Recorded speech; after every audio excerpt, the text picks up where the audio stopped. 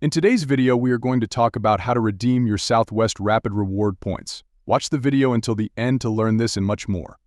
To redeem points for flights, start by visiting southwest.com on your web browser. The link is in the description. Enter your account number or username and password to log into your account.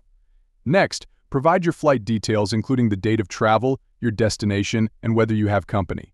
Check the flight charges and compare them. Ensure the flight is available and book your flight. During checkout, pay using your Southwest points by entering your information and confirming the purchase. You can also redeem points for international flights if you have a Southwest credit card. To do this, visit southwest.com and log into your account. Navigate to the Southwest More Rewards program and follow the on-screen instructions to redeem your points for flights with other companies. Note that these flights must be international. Additionally, you can donate your points to charity. On your web browser, visit southwest.com and log into your account. From the home page, navigate to the Donations page, follow the on-screen instructions, and select to donate your points to a charitable cause. So there you have it. Follow these steps to redeem your Southwest Rapid Reward points. Thanks for watching, and until next time.